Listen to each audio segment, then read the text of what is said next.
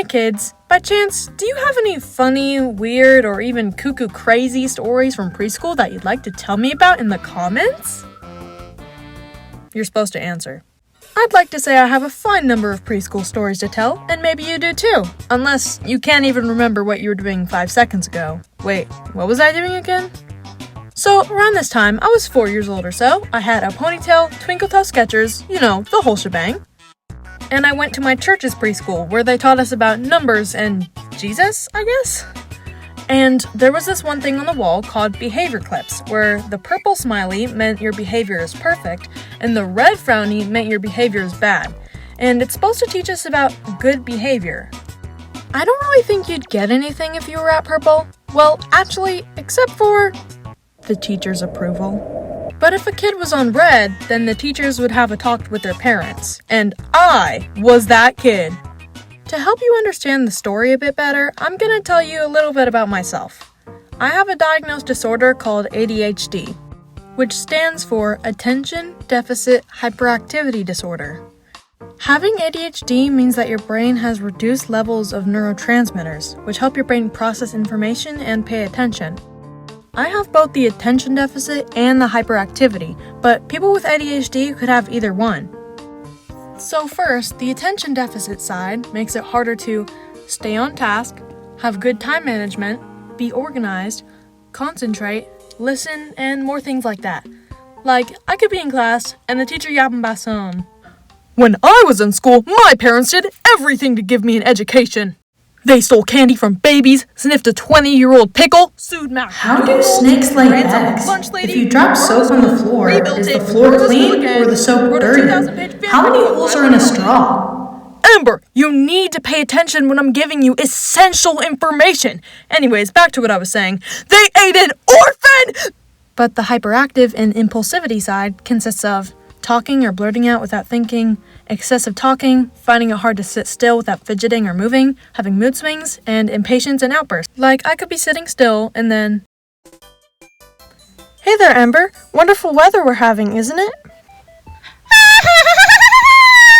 Hello, beautiful sun! Hello, beautiful cookie!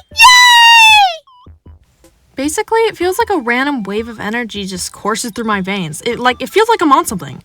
And recently I started having the urge to sing opera. Like, I tell my friends, I feel like I need to sing opera again. And it's like, not again, Amber, please, no. Just letting everyone know, don't think you automatically have ADHD if you think this sounds a lot like you. It's best to get diagnosed by a professional before assuming anything. I honestly don't like hearing from people that they're so ADHD when they just forgot something or have a lot of energy and no other symptoms. I wish more people understood that ADHD is a clinical disorder, not a personality trait. It's not a quirky trend or something cute to have. ADHD can be a very hard thing to deal with, especially when there's so many bad symptoms that most people don't focus on, like increased risk of low self-esteem and anxiety, ADHD burnout, and overstimulation and overwhelming emotions that can cause lashing out. So the next time you or someone else talks about thinking they have ADHD, stop, take a pause, check your facts, and go to a professional and make sure to be respectful of the struggles and to those who have ADHD. Sorry if that was long, but now back to the video. So yeah, my name clip was always on red while everyone else's was on purple. But there was this one kid on orange, so at least I wasn't completely alone, right? You're my man, Timmy. An experience I remember well is the teacher calling for all the students to put away the toys and line up by the door. Other kids cleaned up like she asked, but a few of the kids just walked over to the door, disregarding the words clean up. I was playing with the kitchen toys, so there were a lot of pieces that I had to put away, and I didn't want to be like those kids who didn't listen. I wanted to prove that I was a good kid. I had to show her that I at least deserved my name clip to be on green and not red. I was putting away all the toys, but it usually takes me a little bit more time to do things, so most kids were already at the door, and the teacher noticed and started calling me out. Come on, Ember, get in line, playtime's over. Okay, just give me 1 second. Ember, you'll get to play again soon. Just put all the toys away and get in line, please. Okay. Ember, what did I just say about playing with toys? You can't keep us waiting, so we're all gonna leave. Just hurry it up. They turned off the lights and left me in the dark, and they didn't even tell me where they were going. Sounds pretty traumatic to me. Them having to repeat instructions and recorrect me so much made them keep me at red. And because I wanted to be on purple like everyone else, well, except for that one kid, I tried to be extra good, follow directions, and listen as best as I could. It took a lot of effort to force my brain to listen, but in the end, they never moved up my clip. It was just stuck at red. Even when I tried to be good, they still talked to my parents about me misbehaving, and it was definitely damaging for me, a 4-year-old, to think that no matter how much I tried, I could never measure up like everybody else because it was too hard for me to follow directions. Subscribe! I understand what teachers or parents are trying to do when they get behavior clips, but it's just not beneficial if a child constantly compares their worth with a clip on a colored chart. At least from my experience, behavior clips taught me as a kid that following the rules and doing what higher authority figures want me to do makes me good in the sense of what I'm worth. But this isn't healthy, and I don't think teachers should be using behavior clips anymore. They're very naughty. Feed them to my dog! Oh yeah, and you may be wondering, Ember, how are you able to remember all this? Didn't you say you were only 4 years old? Well, my lovely viewer, I have a very good memory. I remember a lot of things, which is mainly why I made this channel to tell my stories to you! Actually, my first ever memory was my birthday party when I turned 1 year old, and I devoured that hot pink cupcake. Alright, so next story, same preschool and everything. When it was lunchtime, I would sit with this boy I thought I was friends with, and a teacher. I would always talk to them about what I was having for lunch that day, and let me tell you, they did not care about the things I was talking about. Look at my lunchbox! It's Lala-Loopsy! What's on your lunchbox? Is that Spider-Man? So today, my mommy packed me a peanut butter and jelly sandwich, a juice box, and an apple. I like peanut butter and jelly sandwiches, but I'd much rather have just a jelly sandwich. I love jelly sandwiches. Do you love jelly sandwiches?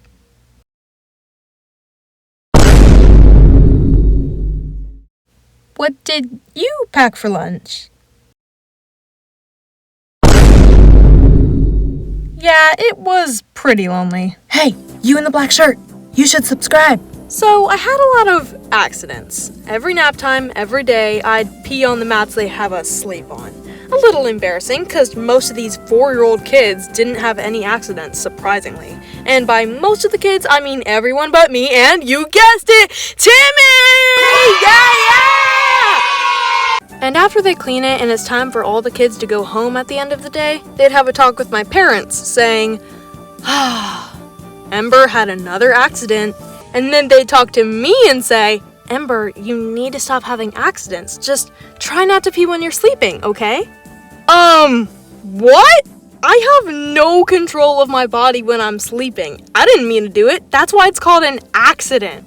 But actually, I do remember this one time I woke up, I needed to use the restroom, but I was too tired to get up and leave my comfy mat, so I thought to myself, they'll clean it up anyway. So I kinda just willingly had an accident. Well, I wouldn't call it an accident because it definitely wasn't. I did that on purpose, so purpose.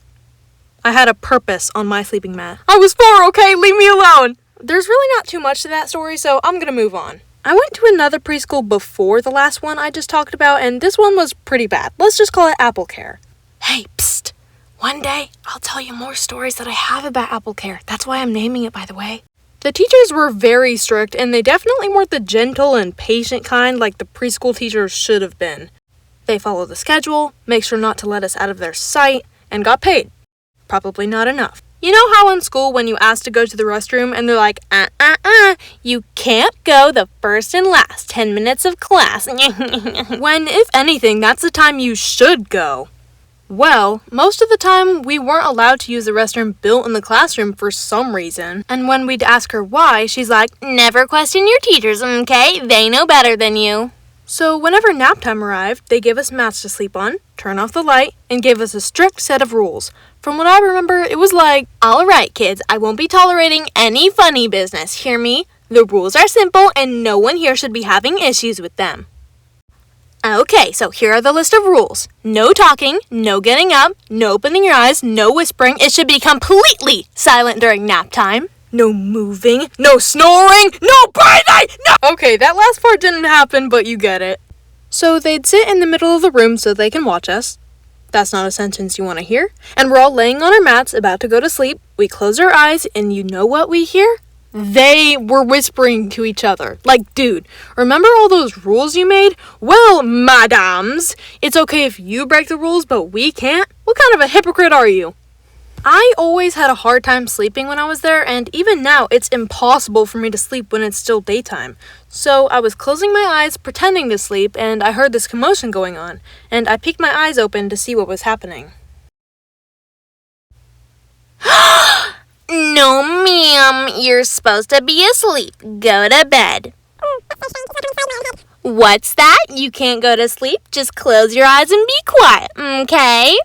Such yucky teachers. Anyways, once I had to use the restroom, and I knew she most likely wouldn't let me go, but I definitely thought it was worth a try. I opened my eyes and I told them I needed to use the restroom, and they said, You can go in 20 minutes, okay? Go to sleep until then. But I can't sleep. I need to use the restroom. Well, you should have gone before nap time, so too bad. But you didn't let us use the restroom. Is that back talk I'm hearing? Close your eyes, zip your mouth, and go to sleep. You'll be fine. So I uncomfortably tried to sit still and wait for 20 minutes. Well, whatever 20 minutes to a 4-year-old is. I opened my eyes and asked to go to the restroom again, and they said, You can go in 20 minutes. But I already waited. You said that last time. Well, you're going to have to wait. To this day, I still don't know why they didn't let us go to the restroom. Like, there was no one using it, and it was right there. Right there.